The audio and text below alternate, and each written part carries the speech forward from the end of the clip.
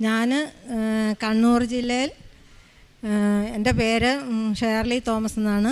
ഞാൻ കണ്ണൂർ ജില്ലയിലെ മടപ്പുരച്ചാലിൽ നിന്ന് വരുവാണ്. പിന്നെ എനിക്ക് 2 മക്കളാണുള്ളത്. പിന്നെ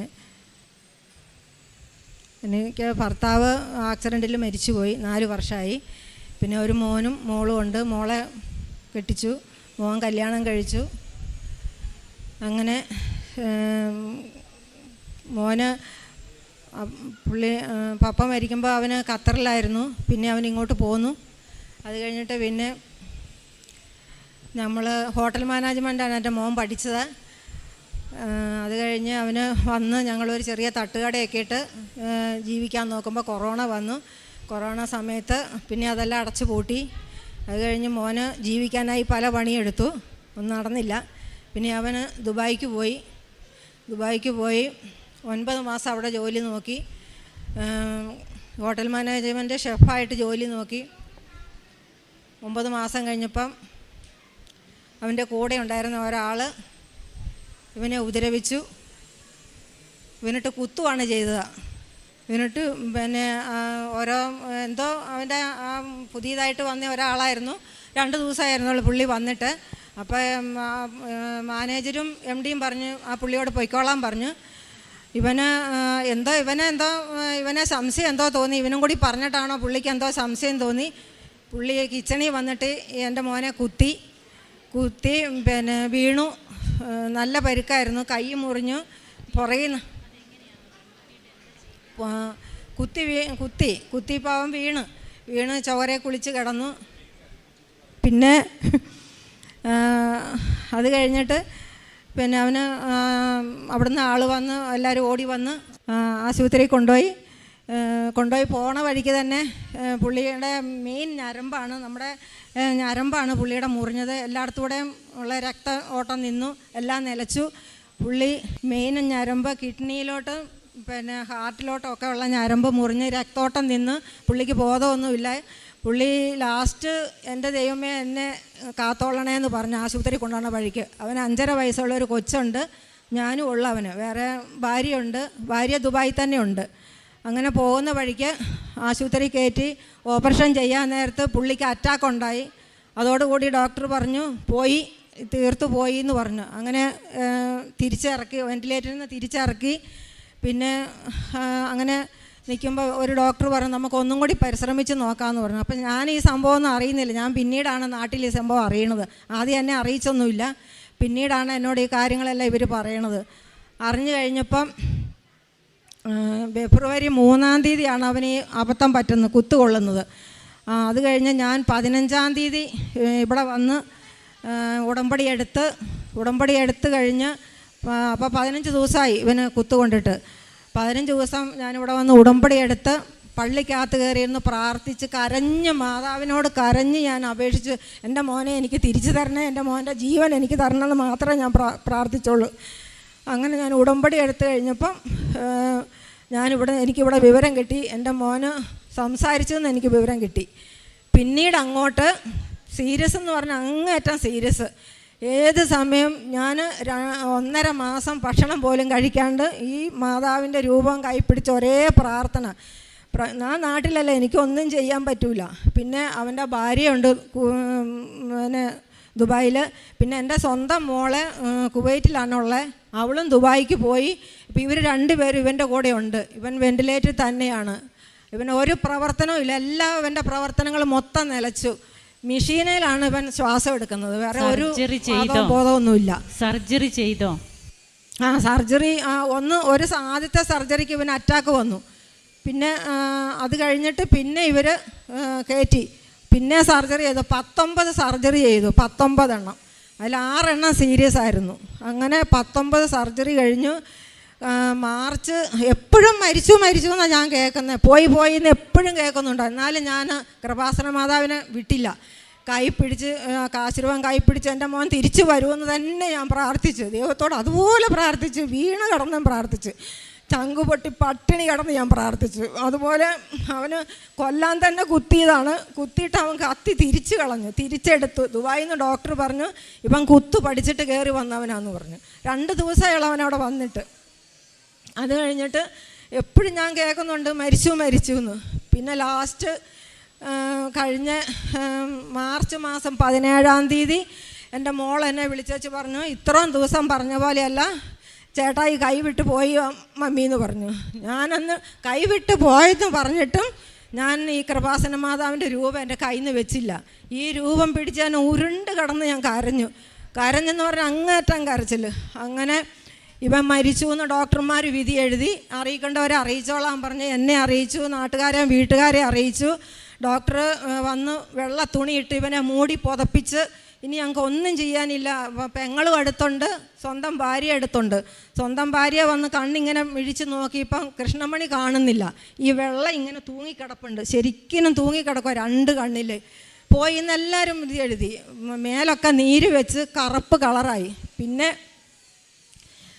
ശരിക്കും പോയി. എന്നാലും ഞാൻ മാതാവിൻ്റെ രൂപം കയ്യിൽ നിന്ന് ഞാൻ വിട്ടില്ല. ഇത് ഒരേ പ്രാർത്ഥന, കൃപാസമാധാനം വിളിച്ച് തന്നെ പ്രാർത്ഥിക്കുവാണ്. മരിച്ചാലും വേണ്ടിയല്ല ഞാൻ പ്രാർത്ഥിച്ചിട്ടുള്ളത് ഞാൻ വെച്ചു. അങ്ങനെ മരിച്ചു ഡോക്ടർമാരും വിധി എഴുതി. അപ്പോൾ എൻ്റെ മോള് പറഞ്ഞു, സ്വന്തം മോള് പറഞ്ഞു, എൻ്റെ ഡോക്ടറെ ഞങ്ങൾക്ക് ഇവനെ തരണം, ഞങ്ങൾക്ക് ഇവനെ തരാണ്ട് ഞങ്ങൾ നാട്ടിലോട്ട് തിരിച്ചു പോയാലെന്ന് പറഞ്ഞു. അപ്പം ഡോക്ടർ പറഞ്ഞു, ഞാൻ 1 മാസമായി അവനെ ചികിത്സിക്കാൻ തുടങ്ങിയിട്ട്, ഇനി ഞങ്ങൾക്കൊന്നും ചെയ്യാനില്ല, പോയത് തന്നെയാണെന്ന് പറഞ്ഞു. അപ്പോൾ ഇങ്ങനെ ഇവർ ഈ മോനിറ്ററെ നോക്കി ഇരിപ്പുണ്ട്. അപ്പോൾ 0 വന്നു, എല്ലാം പോയി. ശരി പോയി എന്ന് ഓർത്ത്. അപ്പോൾ എൻ്റെ സ്വന്തം മോൾ ഇവൻ്റെ കാലെ 2ലും പിടിച്ച് വലിച്ചേച്ച് പറഞ്ഞ്, ചേട്ടായി നീ പോകരുതടാ, നമ്മുടെ പപ്പയുടെ കൂടെ പോകരുത്, പപ്പ മരിച്ചു പോയി, പോകരുത്, നിൻ്റെ അമ്മയ്ക്കും കൊച്ചിനും ആരും ഇല്ലടാ, എഴുന്നേക്കടാന്ന് പറഞ്ഞു. ഇവൻ കാലെ പിടിച്ച് എൻ്റെ മോള് പിടിച്ച് വലിച്ചപ്പോൾ ഇവൻ മരിച്ചവൻ ഈ മൂടിൽ തുണി മാറ്റിയിട്ട് ഇവൻ 2 കൈയും കൂത്തി ചാടി ഇങ്ങ് ഏറ്റു കഴിഞ്ഞപ്പം കൃപാസന ഉള്ള സംഭവമാണ് ഇത്, ഉണ്ടായ സംഭവം ഇത്. എൻ്റെ മക്കൾ കണ്ടുകൊണ്ട് നിൽക്കുക, ഭാര്യ ബോധം കെട്ട് വീണ്, സ്വന്തം മോള് കണ്ടുകൊണ്ട് നിൽക്കുക. അപ്പോൾ എന്നെ വിളിച്ചതെല്ലാം പറയുന്നുണ്ട്. ഇവൻ എങ്ങനെയാണെന്ന് അറിയത്തില്ല, ഡോക്ടർ തന്നെ പറഞ്ഞ് എങ്ങനെയാണെന്ന് അറിയത്തില്ല. അവരുടെ ദുബായിലെ ആശുപത്രിയിൽ അവരുടെ ചരിത്രത്തിൽ ആദ്യമായിട്ട് ഉണ്ടായതാ പോലും. ഡോക്ടർമാർ പേടിച്ചോടി, ഈ നേഴ്സുമാരോടി. ഈ മരിച്ചയാളിങ്ങനെ എഴുന്നേറ്റപ്പോൾ എൻ്റെ മക്കൾ ഇറങ്ങി ഓടി. കൈ കുത്തി അവനിങ്ങനെ ഏറ്റിരുന്നേച്ച് കണ്ണ് 2 ഇങ്ങനെ വലിച്ച് തുറക്കുവാന്നാണ് പറഞ്ഞത്. അവർ കണ്ടോണ്ടിരിക്കണ കാര്യമാണെന്നാണ് പറഞ്ഞത്. ഇതെല്ലാം വിളിച്ചറിയുന്നുണ്ട്. അപ്പം ഇവൻ ഏറ്റിരുന്നിട്ട് കണ്ണെല്ലാം വലിച്ചിങ്ങനെ തുറന്നു വെച്ച് അവിടെ കിടന്നെന്ന് പറഞ്ഞു. ഡോക്ടർ ഓടി വന്നുവെച്ച് പിടിച്ച് കിടത്തി. ആദ്യം ഡോക്ടർമാർ കരഞ്ഞോണ്ട് ഇറങ്ങി ഓടി. വന്നിട്ട് പിടിച്ച് കിടത്തി. ആ മൂക്കിക്കിടയും വായിക്കിടയും ബ്ലഡായിരുന്നു അന്ന് വന്നത്. അങ്ങനെയാണ് അവൻ മരിച്ചു എന്ന് അവർ പറഞ്ഞത്. ഇവന് കൈ കുത്തി ചാടി ഏറ്റപ്പം ഈ ബ്ലഡിൻ്റെ വരവ് അവിടെ നിന്നു. പിന്നെ ഡോക്ടർമാർ മരുന്ന് കൊടുക്കാൻ തുടങ്ങി. ശരിക്കും മരിച്ചതാണ് അവൻ. ഈ ഇതിൽ മോണിറ്ററിൽ നോക്കുമ്പോൾ 0 മാത്രമേ കാണിക്കുന്നുള്ളൂ. 0യും ഇല്ലെന്നോ, ലാസ്റ്റ് വരുമ്പോൾ ഒന്നുമില്ലാണ്ടായി. അങ്ങനെ അവന് കൈ കുത്തി അവൻ എഴുന്നേറ്റ് ഒരു 2 മണിക്കൂറൊക്കെ കഴിഞ്ഞപ്പം അവൻ പയ്യെ സംസാരിക്കാൻ തുടങ്ങി. ഡോക്ടർക്കൊരു അതിശയം എന്ന് പറഞ്ഞാൽ അന്നേരം പറഞ്ഞു, മോനെ നീ ദൈവത്തിൻ്റെ പുത്രനാന്ന്. അപ്പം ഭാര്യ ബോധം കെട്ട് കിടക്കുക. എന്നിട്ട് അവൾ കാണുന്നുണ്ട് കൃപാസന മാതാവ് ഇവൻ്റെ അടുത്ത് വന്ന് നിൽപ്പുണ്ട്, ഈശോയും വന്ന് നിൽപ്പുണ്ട്.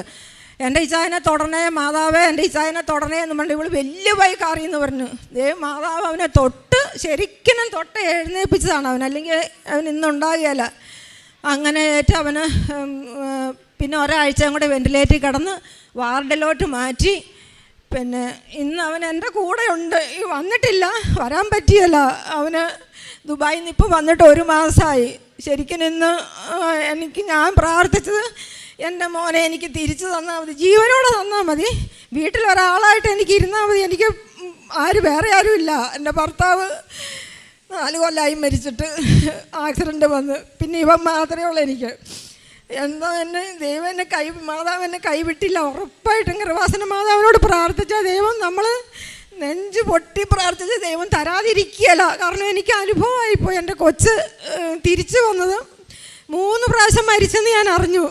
ഇത് 3ാമത്തെ പ്രാവശ്യം ഉറപ്പായിട്ടും മരിച്ചെന്ന് എന്നോട് ഇവർ പറഞ്ഞതാ. ഇത്രയും നാളത്തെ പോലെയല്ല മമ്മി, ചേട്ടായി കൈവിട്ട് പോയി എന്ന് പറഞ്ഞ്. എന്നിട്ടും ഞാൻ പ്രാർത്ഥിച്ചു. പക്ഷേ എൻ്റെ മോനെ എനിക്ക് ദൈവം തിരിച്ചു തന്നു. ഇന്ന് എൻ്റെ കൂടെ എൻ്റെ വീട്ടിലുണ്ട്. അങ്ങനെ കുറേ ഇനി പറയാനൊക്കെ ഉണ്ട്. ഒത്തിരി പട്ടിണിയും പഞ്ഞവും കിടന്നിട്ടാണ് അവൻ പോയത്.